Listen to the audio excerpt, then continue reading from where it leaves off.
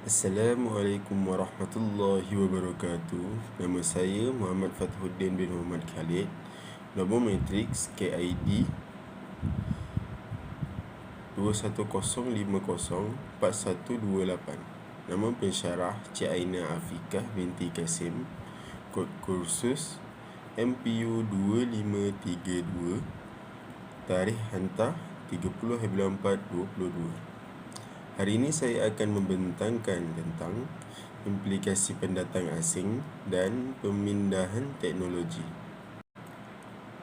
Okey, yang pertama saya akan membentangkan tentang implikasi pendatang asing. Implikasi ini dia sejenis kesan pendatang asing. Okey. Isu pendatang asing di Malaysia sememangnya sudah lama diperkatakan dan digembar-gemburkan oleh media massa maupun media elektronik. Pendatang asing yang datang ke Malaysia berbahagi kepada dua, iaitu pendatang asing berpermit dan pendatang asing tanpa permit, ataupun disebut sebagai pendatang asing tanpa izin. Kedatangan pendatang asing ini mempunyai kebaikan dan keburukan yang tersendiri.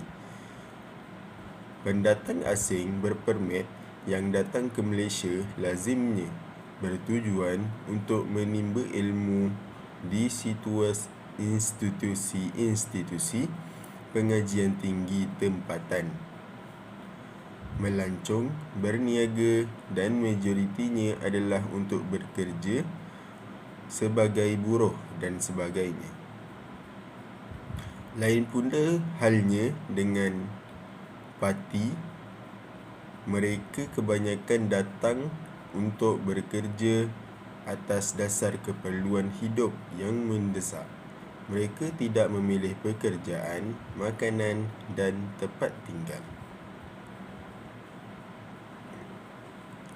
Kedatangan pendatang asing dapat meningkatkan taraf ekonomi negara apabila mata wang negara mereka mengalir masuk ke negara kita. Apabila mereka belajar, melancong dan berniaga di sini. Apabila mereka kembali ke negara asal mereka, mereka pasti akan menceritakan tentang keistimewaan dan keunikan Malaysia pada saudara dan sahabat handai. Lantasnya, memberi imej baik kepada Malaysia dan seterusnya dapat terus memacu pembangunan dan ekonomi negara dengan lebih pesat. Kesan positif akibat kedatangan pendatang asing ke Malaysia. Yang pertama, mempercepat proses pembangunan negara. Malaysia merupakan sebuah negara yang pesat membangun dan pertumbuhan ekonomi yang mantap. Malaysia sentiasa melakukan perubahan menyeluruh, khususnya dalam pembangunan infrastruktur dan pasaran yang sistematik. Oleh itu, kesemua ini perlu dibangun dalam masa yang singkat selaras dengan perkembangan negara. Dalam usaha untuk mencapai misi tersebut, keperluan tenaga buruh diperlukan kerana memainkan peranan dalam mempercepatkan arus pertumbuhan negara. Sesungguhnya begitu,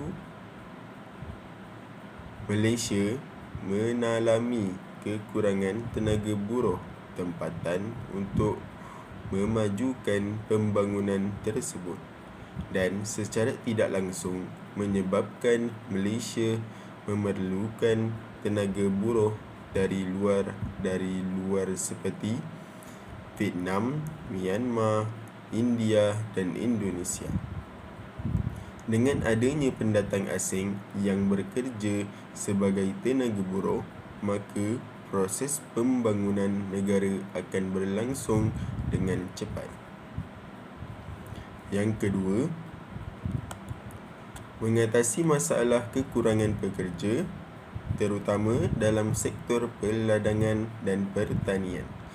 Industri sawit merupakan sektor pertanian yang mempunyai kedudukan yang strategik dalam ekonomi Malaysia di segi penjanaan, pendapatan ekspor dan di bidang sosial dengan memberi sara hidup pekerja ladang dan kilang, peneroka dan pekebun kecil.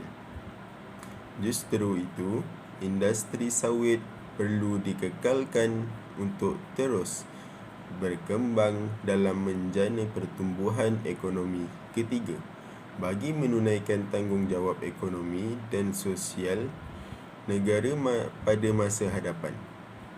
Sejajar dengan itu, industri sawit wajar diberi perhatian khususnya dalam pertimbangan asas untuk mengatasi masalah yang dihadapi sekarang dan bagi merancang kesinambungan pertumbuhannya pada masa hadapan. Sekiranya tidak diberi perhatian, prestasi industri sawit akan terjejas dan mampu memberi implikasi negatif terhadap pembangunan ekonomi negara. Namun begitu, industri sawit dijangka akan menghadapi masalah pertumbuhan pada masa hadapan kerana kekurangan tenaga kerja untuk menggerakkannya. Hal ini disebabkan kerana kurangnya minat dalam kalangan tenaga kerja tempatan sementara kemajuan dalam teknologi telah mencapai kemajuan di peringkat hiliran tetapi masih terhad di peringkat huluan. Peranan pendatang asing sebagai tenaga kerja akan menjadi faktor penting pada masa hadapan kerana dapat mengatasi masalah kekurangan pekerja di bidang pertanian maupun perladangan. Okey, yang kedua, saya akan membentangkan tentang pembinaan teknologi. Abstrak.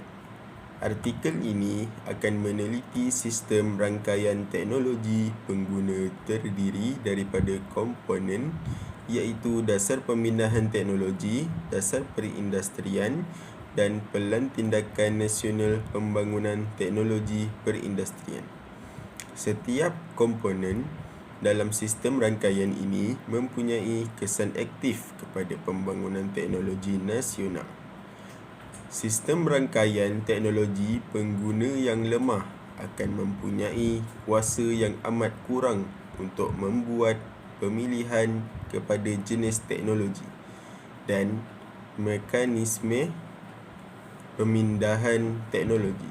Sistem rangkaian teknologi pengguna ini didoktrinasikan dengan idea yang lahir dari neoklasikal yang mengendalikan pertumbuhan dan pembangunan teknologi nasional muncul secara otomatis.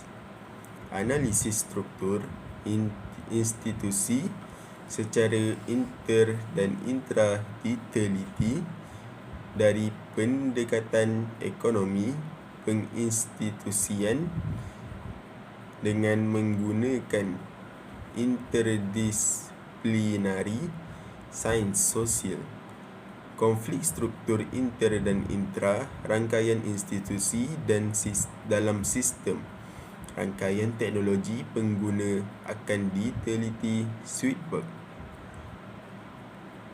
Artikel ini akan perbahaskan mengenai peranan kerajaan adalah kritikal untuk memastikan sistem rangkaian teknologi pengguna tidak mempunyai kelemahan struktur dalaman supaya memudahkan proses penyelesaian dalam menginteraksikan setiap komponen di dalam sistem rangkaian teknologi pengguna ke arah mempertingkatkan pembangunan sistem inovasi nasional.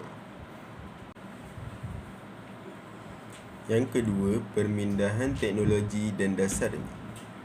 Syarikat multinasional adalah pembekal utama teknologi ke Malaysia melalui pelbagai saluran pemindahan teknologi. MITI adalah kementerian yang bertanggungjawab melaksanakan dan memantau dasar pemindahan teknologi. Isu yang akan diteliti di bahagian ini adalah mengenai cabaran struktur dalaman DPT dari segi pelaksanaan dan pemantauan. Peranan kerajaan dalam membentukkan pengurusan yang berinovatif untuk menyelaraskan kesemua pelaksanaan dasar pembangunan negara supaya tidak bercanggah dengan matlamat DPT adalah amat kritikal. Ini memerlukan aktiviti inovasi sosial sebagai input utama kepada pengurusan pembangunan teknologi negara yang diperlui keutamaan sebagai strategi pemantauan yang berinovatif. Sekian daripada saya. Assalamualaikum warahmatullahi wabarakatuh.